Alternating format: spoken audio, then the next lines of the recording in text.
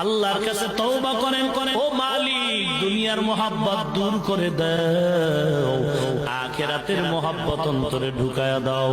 কারণ দুনিয়ার মোহাব্বত নিয়ে যদি কবরে যাও, কবর দুই পাশের মাটির ছাপ আসবে, জাহান্নামের আগুনে কবর ভরে যাবে, হাসরের ময়দানে আযাবের কোনো শেষ নাই।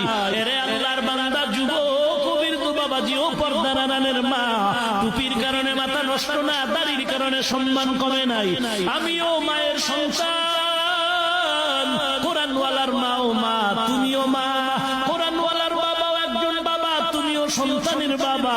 মাদ্রাসায় কোরআন পড়ে সম্মান কমে নাই রে বাবা। দেখো আমগো মাদ্রাসায় খবর নাও, কত র্যাবের ছেলে কোরআন পড়ে, আর্মির ছেলে কোরআনের হাফেজ, ডিসির ছেলে কোরআনের হাফেজ, এসপি সাহেবের ছেলে কোরআন পড়ে। কারণটা কি? বলে দুনিয়ার সব কামাই করলাম, কবরে যাওয়ার পরে কোনো কামাই করতে পারলাম না। এ কারণে আজ আমি সন্তানের কোরআন পড়ায় যাই, আমি মরণের পরে সন্তান কবরে গিয়ে দোয়া করবে, কোরআন পড়বে।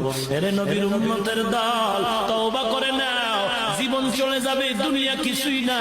বাসের নিচে কত যুবকের লাশ, পানির নিচে কত যুবকের লাশ, ঘুমের ঘরে কত যুবকের লাশ। এর যুবক আল্লাহর গোলাম, তোর মতো যুবক স্কুল কলেজে পড়ে দাড়িওয়ালা নামাজি আছে না? RAB, army, police, BDR, doctor, professor